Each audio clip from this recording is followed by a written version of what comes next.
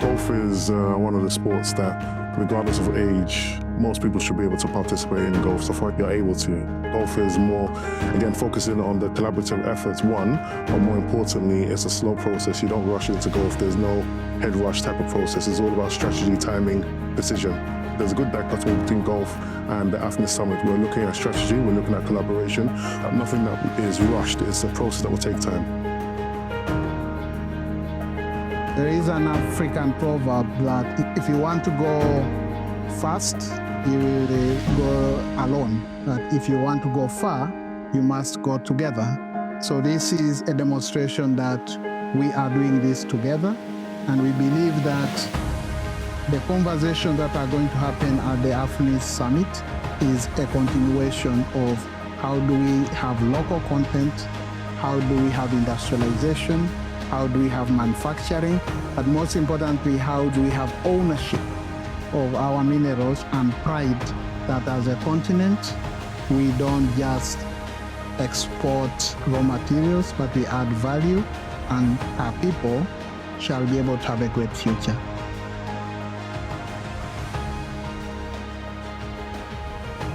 It's a great visit. I have enjoyed this facility. This mining facility is amazing, I think, and it's about to start. So I'm very honored to be here and to see this wonderful site of producing lithium. It's one of those few sites that are producing lithium at such capacity, and I was very surprised at how they manage the construction, they manage the sites. It's a wonderful site, and I'm very proud. Even though I'm not Nigerian, I'm very proud to see such a site over here in Nigeria.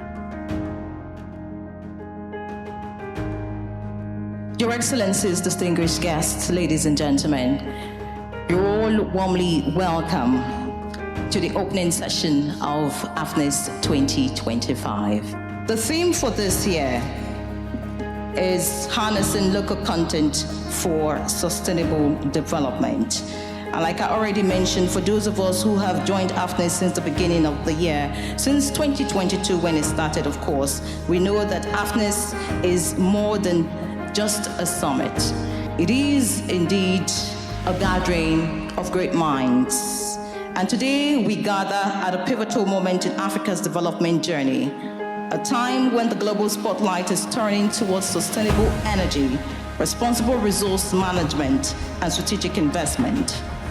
Africa holds some of the world's richest reserves of natural resources, from oil and gas to critical minerals, from vast sun-drenched landscapes to powerful hydro and wind potential.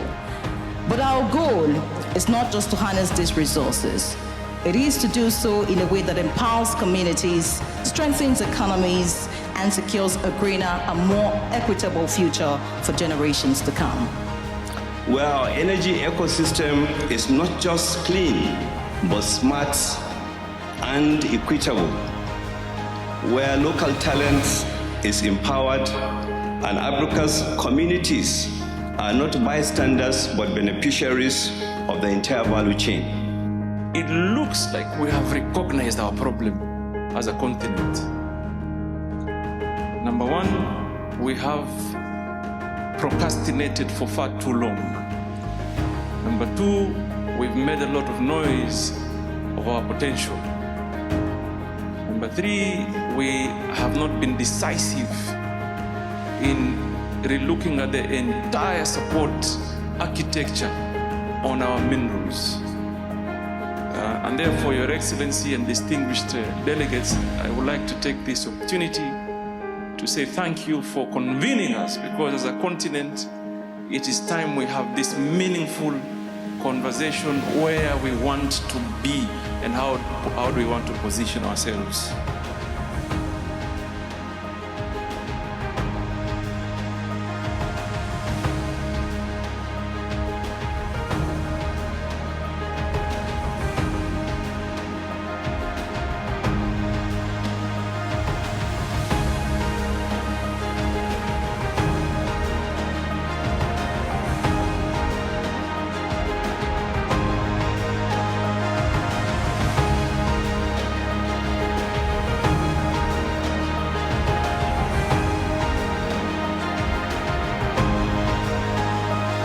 We hope to examine mining-linked technologies and its impact on power, logistics, transportation, and how it can serve as a catalyst for an all-inclusive growth.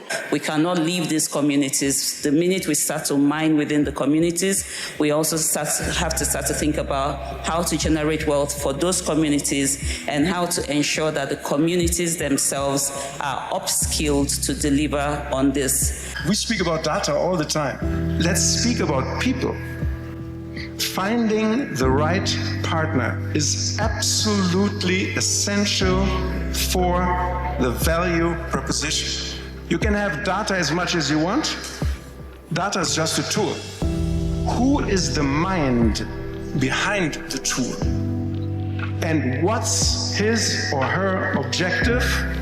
What is his or her objective and methodology? And what is the mission and the vision? The basic consideration that should be there for any potential mining investment is what is in this for the people, for the local people, for community.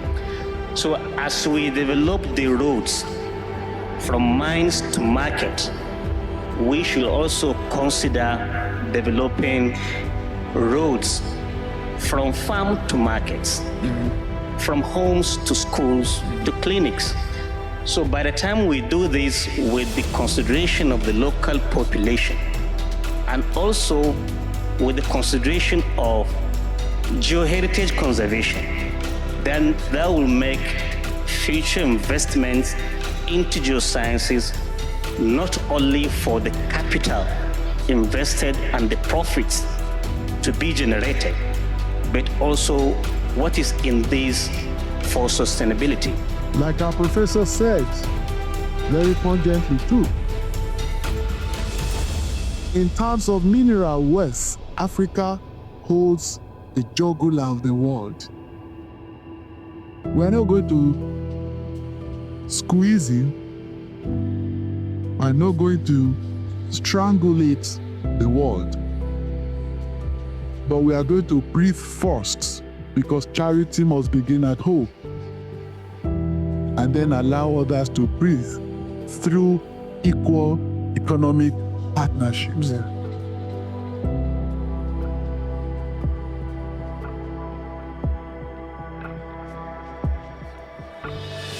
As we invite investment, we must be clear. We are not looking for charity, nor are we outsourcing our development.